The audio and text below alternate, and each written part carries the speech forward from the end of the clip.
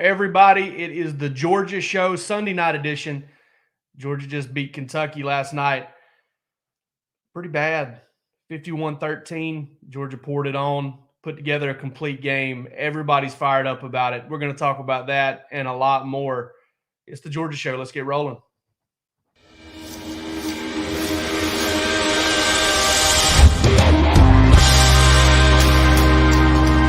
Better never rest. Counting careless in the sky. What a thrilling time to be alive. Wes is exploring outer space. He got on one of those missions to where he's somewhere out around Mars. Now Wes is off tonight. He's got some. He's having some fun with some buddies this weekend, and we support that 100%.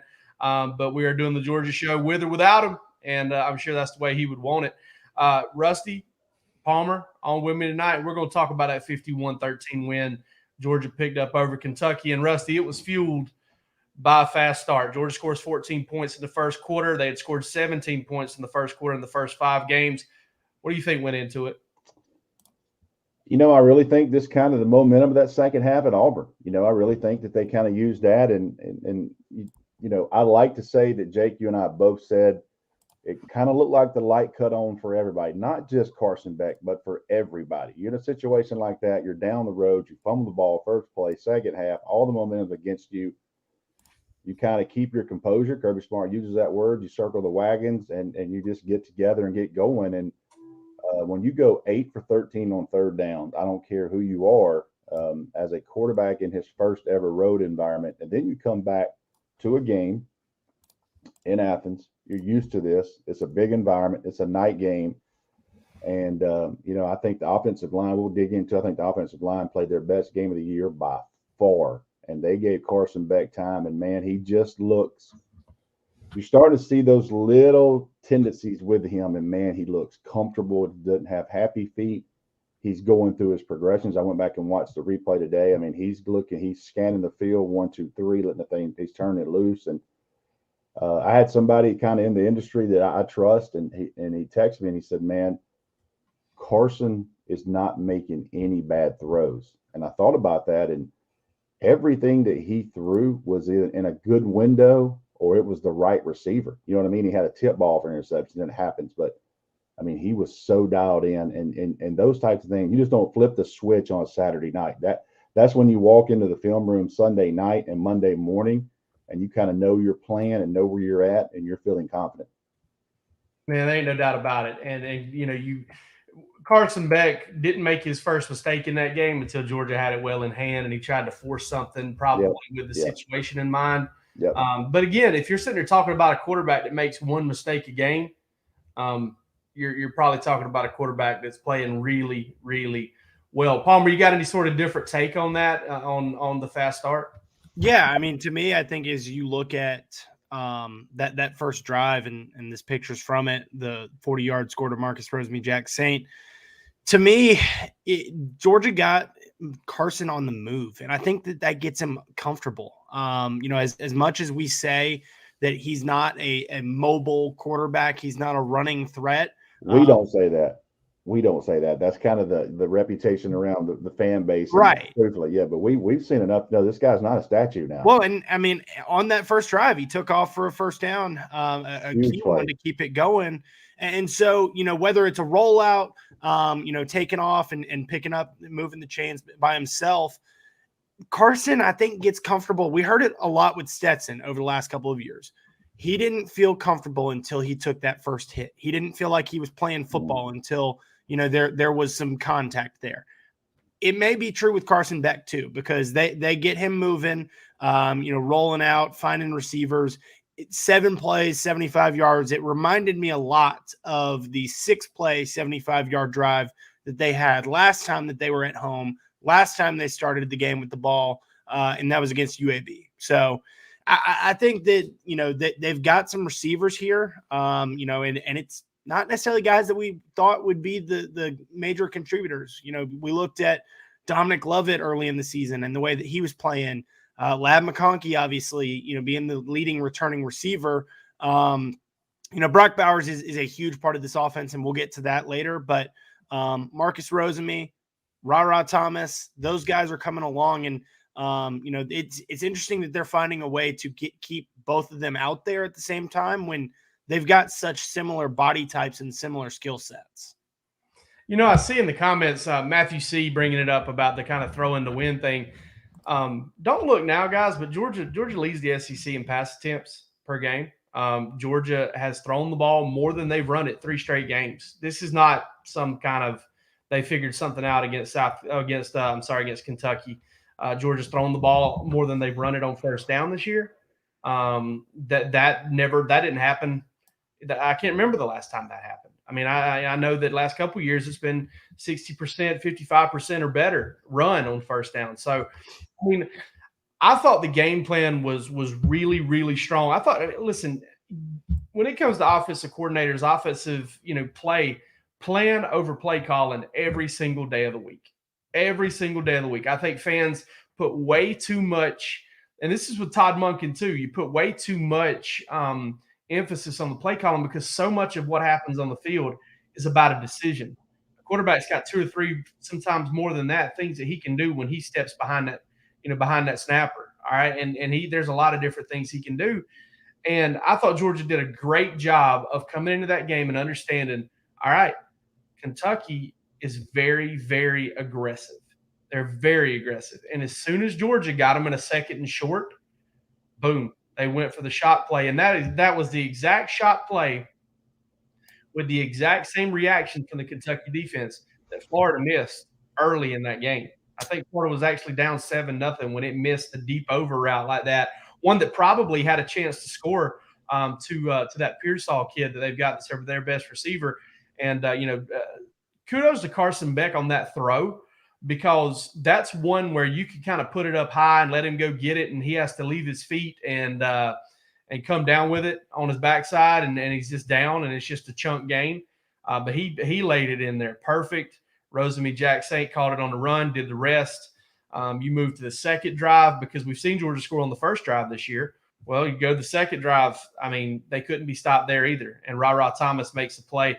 And Rusty, hell of a play. Yeah, absolutely. Yeah. Rusty, you and I talked about this today when we were on the phone. RaRa Thomas and the emergence there, you were talking weeks ago, South Carolina game, about getting him more involved. We know Mike Bobo loves that back shoulder throw. Mm-hmm. And I'm telling you, that is a weapon. That is a third down. I mean, you saw Auburn go to it on third down. You saw South Carolina go to it on third down. When you've got a guy that's got ball skills that you can say, all right, run the 9 route, and if you've got a step, we'll fit it in. And if he's in your hip pocket, that picture is unbelievable right there. Yeah. And if he's in your hip pocket, we'll catch you. We'll catch you on the back shoulder, and it's almost unstoppable if you can execute it right. And I honestly believe that going forward, I don't think it has to be this good, but Aaron Murray had a connection with Tavares King and Malcolm Mitchell in 2012 on that almost made Georgia unstoppable on third down. And I think that's something that who was that Jake Fromm do that with? Was it Jeremiah Holloman? No, Williams. Him and Mims did too. And then in 2018, he had something with Holloman, and Holloman was so elite as an athlete. I remember he caught one against South Carolina where he reached back and got it and was able to stay in bounds, and the DB fell down, and he turned the back shoulder throw into like a 60-yard touchdown. Yeah, it was something crazy like that. So, Georgia's got something brewing there, man. I really do believe that kind of connection between Carson Beck and RaRa Thomas. And then all of a sudden you look last year and they couldn't get an X receiver healthy. They couldn't get a split end healthy for nothing. Now they've got 2 really good ones. And I found it interesting. I wrote about this in Rest and React today because it caught my attention. Was Kirby was asked about RaRa and the game that he had, and he said, this is the guy that has the biggest ability to change our offense. And that stood out to me. I mean, this is a guy that they brought in out of the transfer portal, prioritized, had high hopes for, took a little bit longer than maybe a lot of people expected, and I think transitioning out of that air raid offense that he was in at Mississippi State into a more pro style traditional offense at Georgia He had a lot to learn there, but to have a guy that has emerged like this and to have those kind of comments about him, that says a lot about what they really think about RaRa Thomas. Yeah, they didn't bring RaRa Thomas in to sit on the bench. Let's be, and has it taken them a little while? Yes, it has. But I think Georgia's hand got forced in that South Carolina game in the second half. They were down, and they couldn't play around. They were down 11, and it was time to go. And what he knows is what he knows, and you had to give him the game. And I just think Jake's right there. This is a guy that can continue to take this step forward because there's so much attention on Brock Bowers. So much attention on him every play. You have to identify him. Everybody has to know where he is. It leaves a lot of one-on-ones on the outside with this guy because safeties are usually bracketing this guy. And RaRa Thomas, you see that ball placement there. Number one is great by Carson Beck. He only threw it one place that my guy can catch it. But you see the length there, and that DB is not in a bad spot. He's just not long enough. He just can't get his hand up, there. And RaRa, that is a picture perfect ball skills right there. Can you turn? Can you make a play on the ball, running full speed, and get your foot down? And he did it. No doubt about it. And I think that's something for Georgia fans to be excited about, not just for him, because he's going to get more and more, knowledgeable, integrated, second nature in this offense.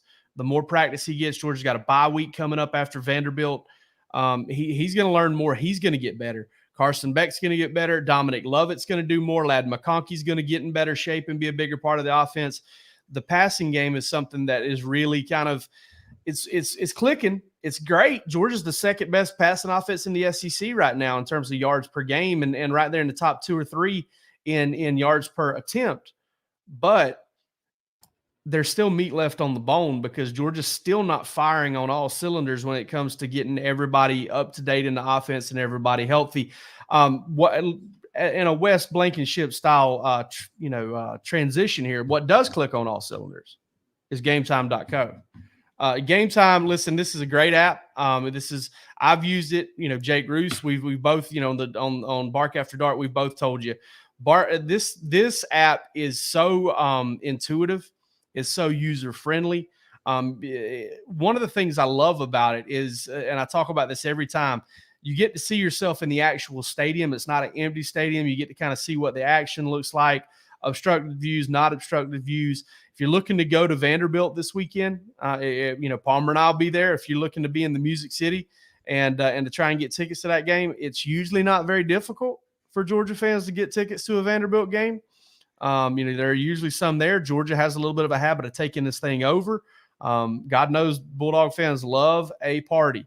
And there should be one this weekend. Vanderbilt, Georgia is the, depending on where you look, 31.5, 32.5 point favorite. You'd like to see them kind of keep it rolling. There's some good tickets for good prices there. But this app, download it, go check it out, pick your ticket out, buy it. And listen, terms apply here, but if you use the promo code DAWGS, DAWGS, you get $20 off your first order, and that works out extremely well for everybody because it's a good way to get you a little discount. Grab a couple tickets, and you get a discount on both of them there. So GameTime.co, download the app, fire away, get you some tickets to this one. Get some tickets to the world's largest outdoor cocktail party. I refuse to call it anything else here in a few weeks. Mm-hmm. And then Georgia is back home to host Missouri in November. And that'll be another fun game. Listen, we talked about the game and we talked about the fast start. But guys, how does Georgia continue to get Brock Bowers wide open? To me, that's a bigger reason and a bigger feather in Mike Bobo's cap than anything else, because for some reason they keep getting that cat in all sorts of space. Well, you can't double team him every play because you'll get lit up. You just can't do that. So there's going to be multiple plays where he's going to be one-on-one. There's going to be reads. There's going to be eyes. And can you manipulate a zone? Can he sit down in a zone and back get it to him? Last night they handed it off to him. Last night they ran a little reverse with him. Ran a direct snap to him. Then they ran a wildcat to him. That little seam route, for that second touchdown, they motioned and it made him go one-on-one, and he got up the seam, and Carson hit him. So he just he just stresses you. I mean, I can't imagine as a defensive coordinator trying to sit there during the week and say, how are we going to do it? Because we don't have a linebacker that can run with this guy. We don't, he's kind of a mismatch for a safety. Here's the thing, man, that people don't talk about enough with him is his blocking. Is he Darnell Washington? He's not, but the damn dude blocks, and he doesn't tip. You know what I mean? Like, if he's attached to the end, it doesn't mean they're not going to run in behind it. He's not trying to get leverage for a route there. And that's what makes him so valuable, is because of you see the tree trunks there the dude's got, and that breaks a lot of tackles from that guy. But Mike Bobo being really, really creative with him. Somebody we're all familiar with, Randy McMichael, big time Georgia, tight end that played almost 11 years in NFL. They used a lot of different things with him. So he's had, he's had tight ends before that they've had special players.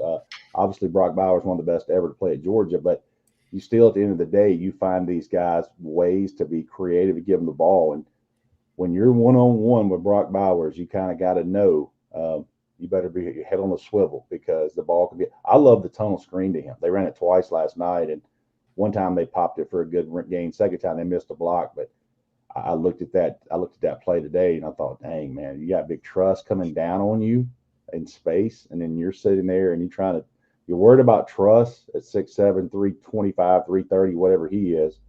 And then the whole time you're thinking, man, I got to get my hands on Brock Bowers to slow him down enough for somebody to help me. That's a lot of stress on somebody in space. Yeah, you're worried about the decision you made to play football at that point. You're worried about, maybe you need to reevaluate your choices there a little bit. That tunnel screen is funny. Georgia ran that same play in the national championship game, 2021 national championship game against Alabama. They had it set up perfectly.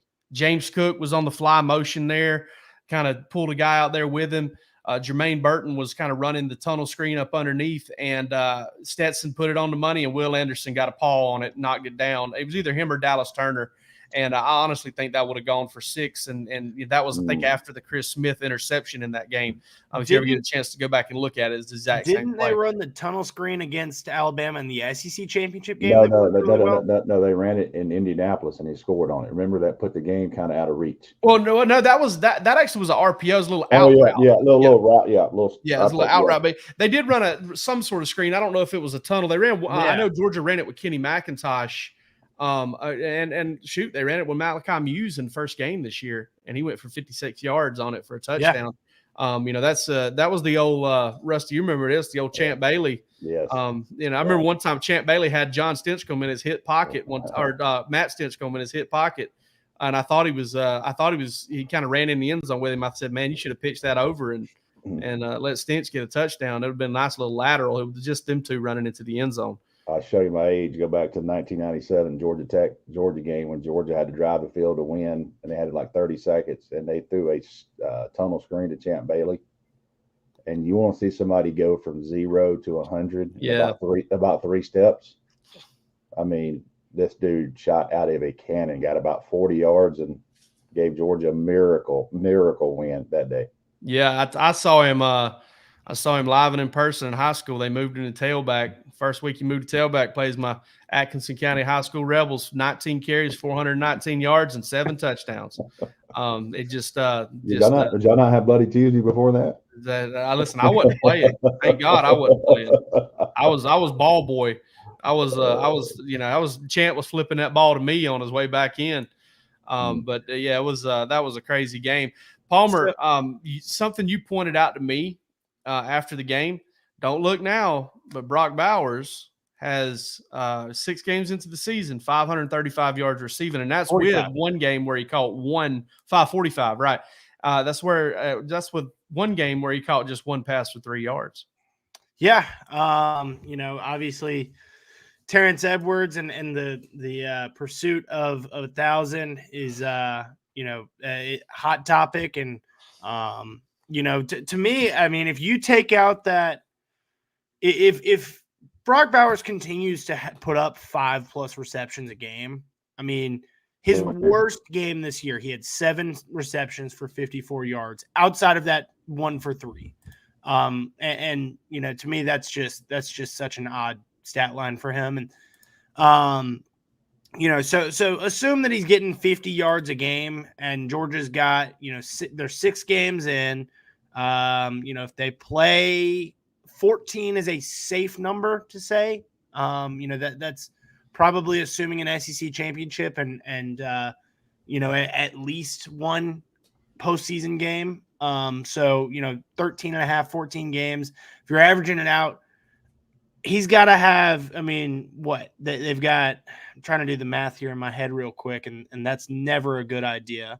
I'll let you count while I say this. If you look at that picture right there, look at the guy in the background that's bent over in the khaki shorts. I mean, he is enjoying that touchdown as much as anybody. And I'll say this: I'll hold up two. You got 2 chances to see number 19 play between the hedges. You got a Missouri game, crazy. And you got an Ole Miss game. You got 2 chances to say, I sat in those bleachers and watched that guy play, because it is special.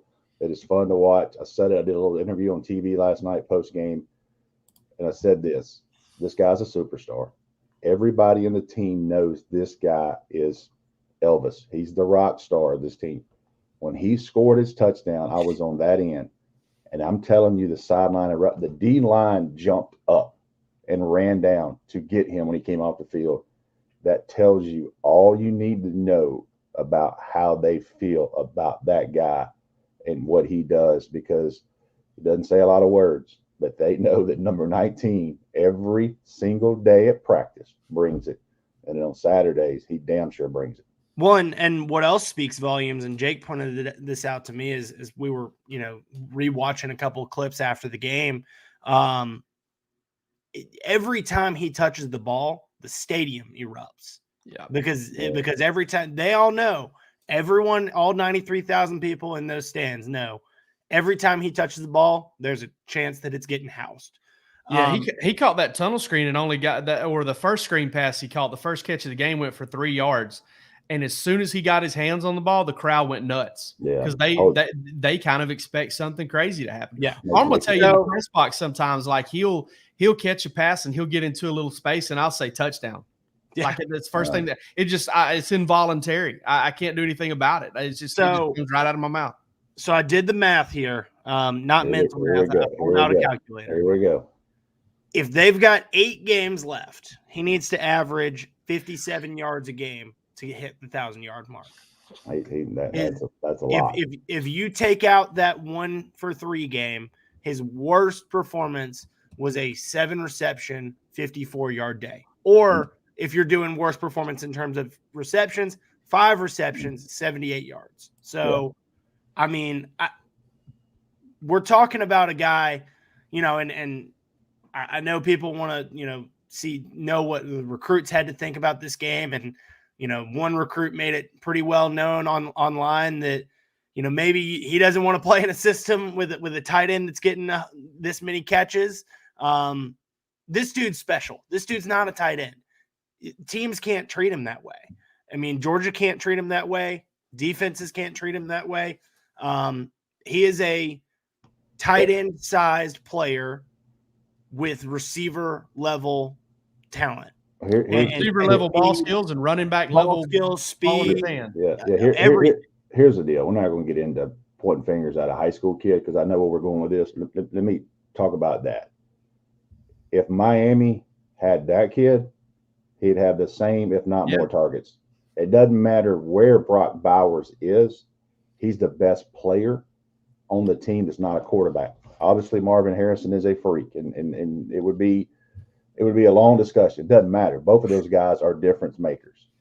But ever how many teams there are in Division I football, if they had Brock Bowers, the day he walked into the room, he would be the number 1 target. He would be the game plan every week, and the focus would be, how can we get him the ball, period. So that's that discussion there is just, that's a young kid, and it is what it is. And, I get it. And he's saying stuff about a tight end.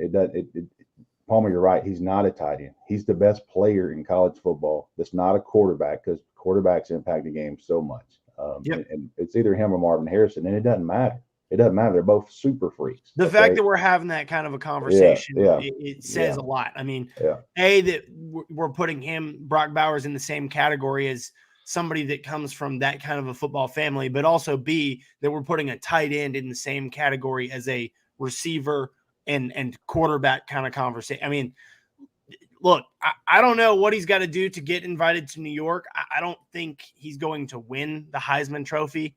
But I mean, I would imagine he's got as good of a shot to get invited to New York as anyone. And I think the thing that will blow people away, voters away, and Jake and I have had this conversation as well, is that he may not get a bunch of first place votes. He may get no first place votes, but people will probably have him on their ballots in a second or third place spot, just because they are blown away by the same thing that we are, that a tight end is doing what this tight end is doing.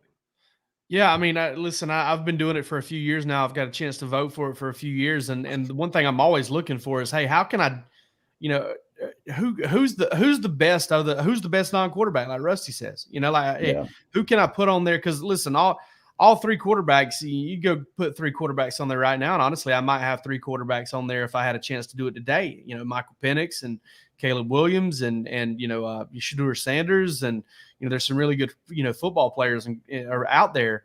But Brock Bowers he's unbelievable. And again, you look at the last 4 games since he had that 3-catch game, where honestly I they're probably trying to save him a little bit, probably trying not to overwork him and whatnot, but well over 10 targets a game. Well over 40 targets in Georgia's past 4 games. Is that our guy Wes checking in there? This is Wes right there at WA and 1W.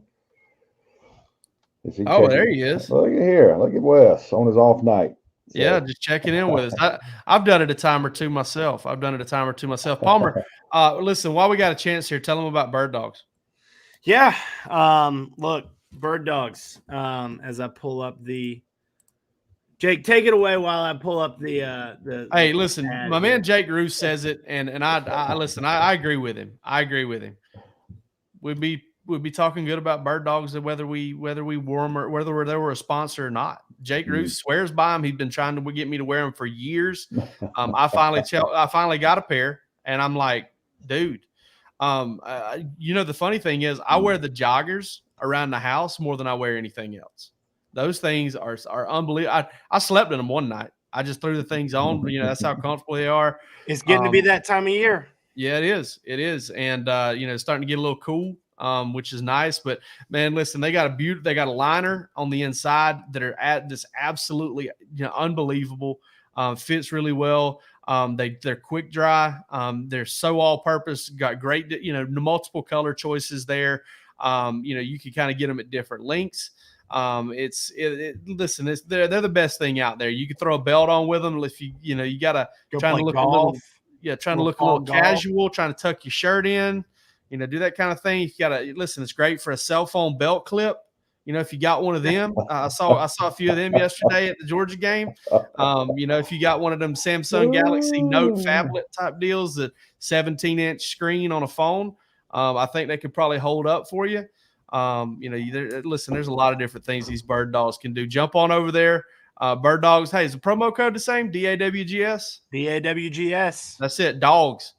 Promo code Dogs, and you will get a Hydro Flask style water bottle to go with it. Listen, I see the price tag on them.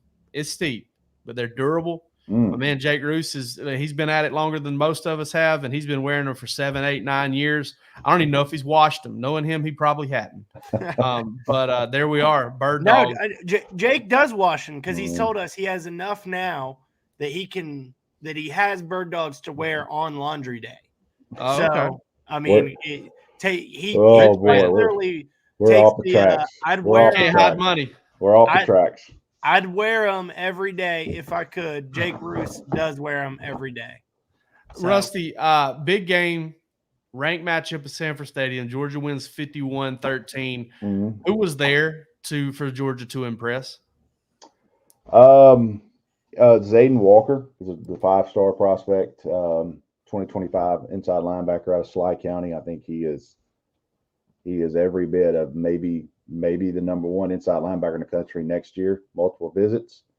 And Nazir Johnson was the one I was standing there with Jeremy Johnson, and this is a Florida commit out of Dublin, Georgia, and this is a defensive lineman that kind of went viral because he's like 6'4.5", like 320, and he's standing there and he does this backflip and lands on his feet. That's pretty athletic, and to be honest with you, that's the first time I'd ever seen him when it went viral. So his recruitment picked up.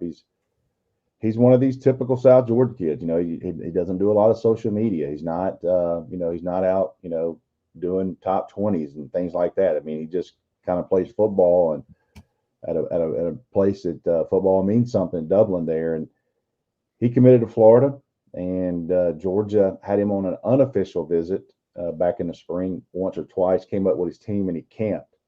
But this was the first time his mother has ever been with him. So she was here last night. We'll have more on that. We got kind of a big deal coming tomorrow, a team piece, recruiting piece that we're all working on. And I was sitting here making notes as we came on here tonight. But those were a couple of guys. I'll tell you this, Nair Daniels, the Georgia 2024 offensive tackle commit, was there. And I'm standing there with 4 or 5 guys that covered Georgia recruiting on the beat. And we're standing there, and you're looking at 200 recruits now, and from different ranges, from different classes and things like that. He comes out of the the recruiting office and comes down those steps, and this dude is every bit of 6'7 and a half, and he is a monster. I mean, this dude is he looked like, to me, the first time I ever saw Isaiah Wilson. Like just a massive, massive human being. And the first thing you think is, how in the hell is this guy in high school? So God bless those kids that are going against that every day and practicing on Friday nights up there in New Jersey. But this is a young man that Georgia got committed, and he is going to be. I was standing on the field during the warm-ups, and right there the offensive line works out right there by the entrance. And you look at those guys, and they're so big. And Nair Daniels walks by them, and he's still like the biggest dude over there. I was like, this guy's a monster. So when you look at him, I will say this too. One quick note. Amarius Mims comes out with no boot on. He's not on a scooter. Doesn't have his leg in a scooter or anything. He's walking around in tennis shoes, and that is very good news for Georgia. I know everyone's shooting for Florida. That's kind of if things go well, you don't really know with the tightrope surgery on someone like that big and what he can handle. But that is very good news for Georgia. And let me say now, the offensive line is playing great, but Amarius Mims is an NFL first rounder next year. So to get him back in the lineup for that stretch run would be huge. But when he walked out last night, we all turned around and looked and said, damn, he looks good. Like, there was no hitching his giddy up. He had on a pair of tennis shoes and socks, no brace, anything.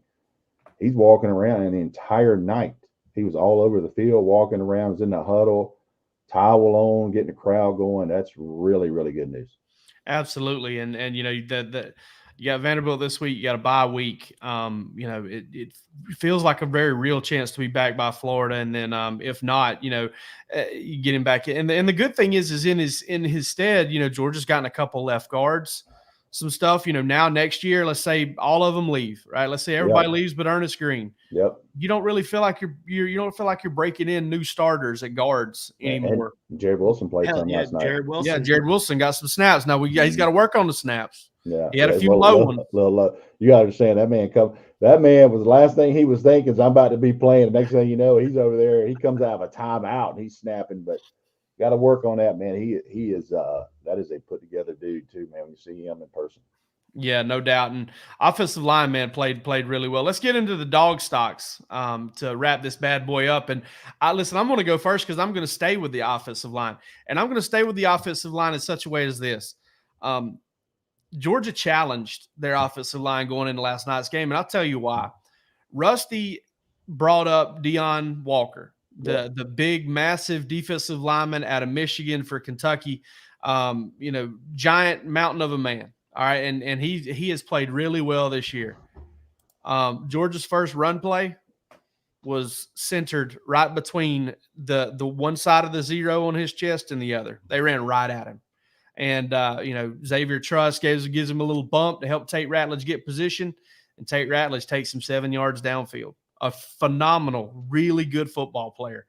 Georgia challenged that offensive line yesterday. They weren't going to shy away from Deion Walker.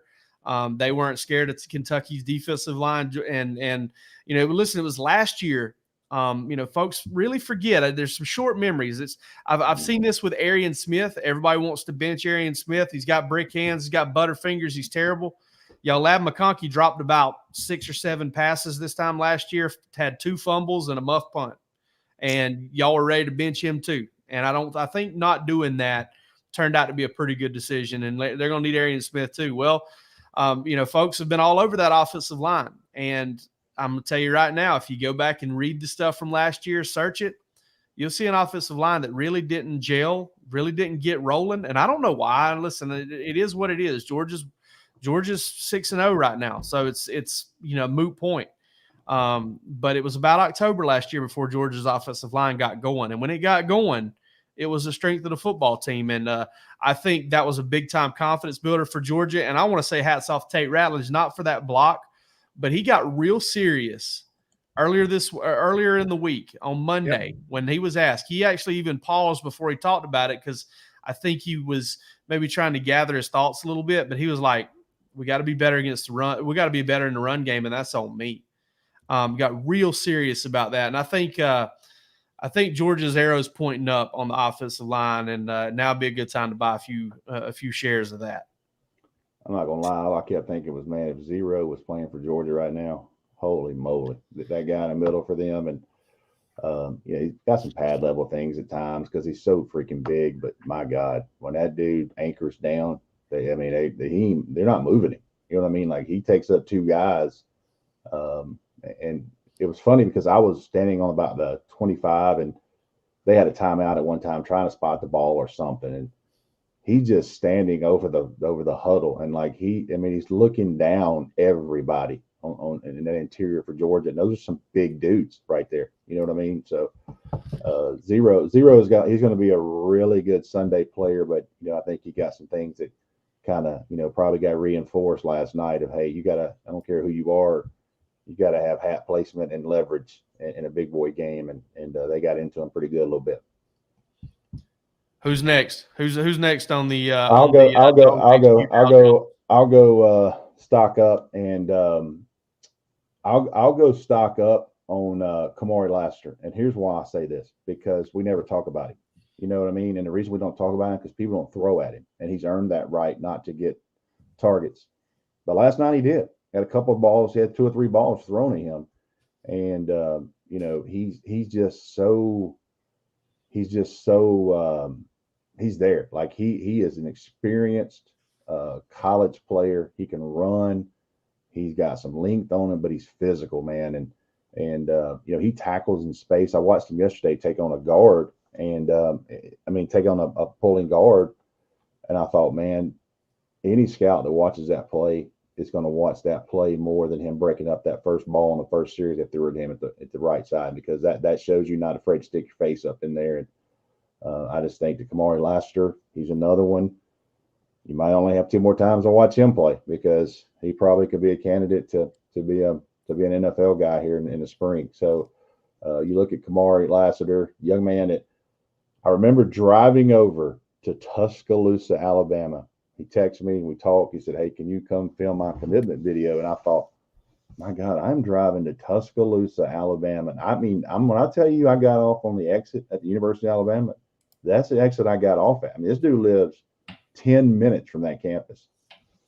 And great kid. And he's sitting there and he's like, we're going to shoot a quick video. He didn't really know what he wanted to do. We did a story, did a quick video. And he said, what if I turn a backflip and say, go Dogs? I said, okay. And he's just standing there literally, and the dude in street clothes turns a backflip, lands on his feet, puts a hat on and says, go Dogs. I'm thinking, this dude, different athlete here. You know what I mean? And but really good kid. And I think that he just doesn't get any mentions right now because, shoot, man, he just shuts his field. He shuts down a lot of his side.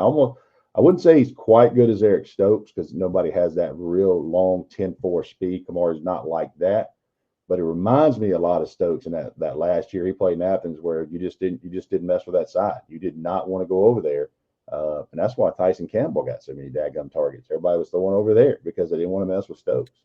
Well, and it's why Dalen Everett is getting targeted so much, 100%. And I think that's a good thing for Georgia because as you look towards next year, if Kamari is gone and Dalen is your number one corner, or one of your starting corners going into the season, you feel pretty good about how he's been tested.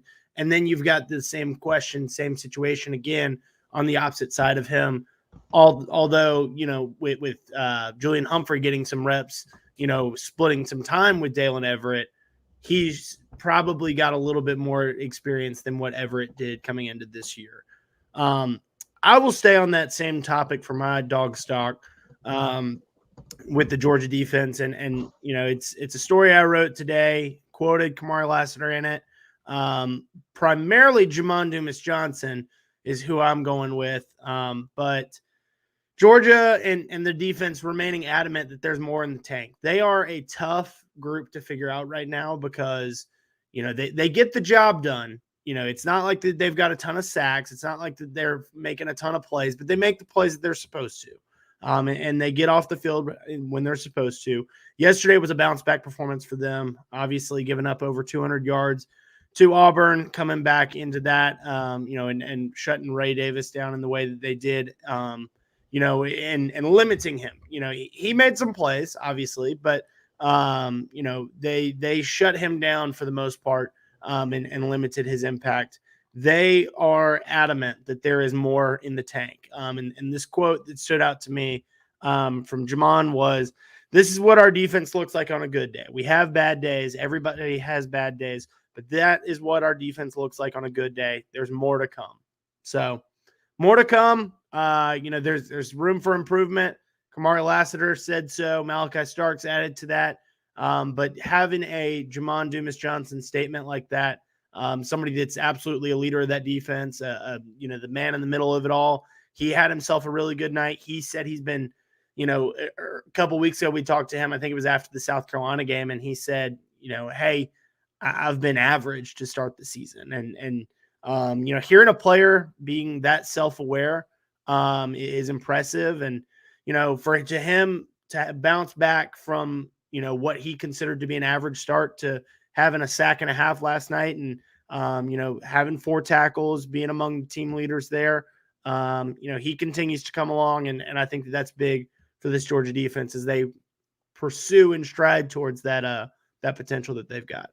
Pop had a great game, best game he's had this year by far.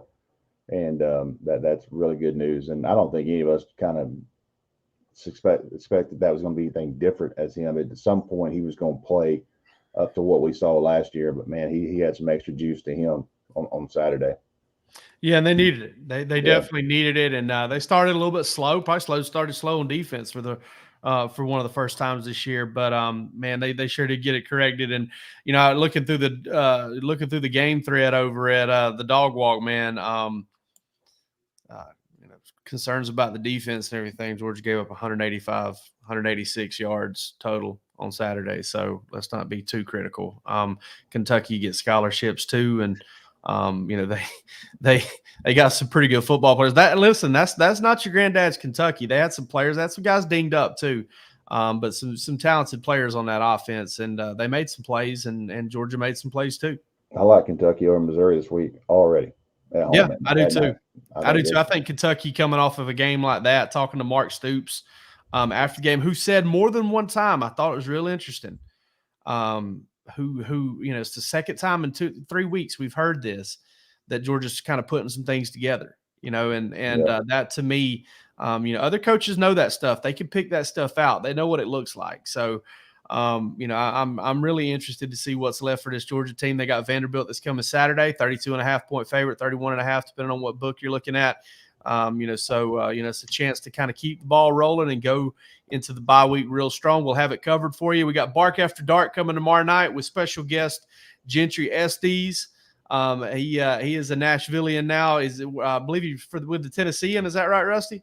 Yeah, he's a lead rider for the Titans. Mine and Rusty's former colleague. We were part of a staff over at Dogs 24/7 at one point, so we all know each other real well. I'm going to be talking with him, and then Wes will be back. Thank God, Wes will be back with us on Wednesday. No offense to Palmer, who's doing a phenomenal job of producing, but I'm talking about from hosting standpoint. Ad reads will go a little bit smoother, guys. 100%, and you won't have a complete redneck hosting the show anymore. So I'm sure that'll be helpful for everybody. But for this episode of the Georgia Show, we'll catch you later on.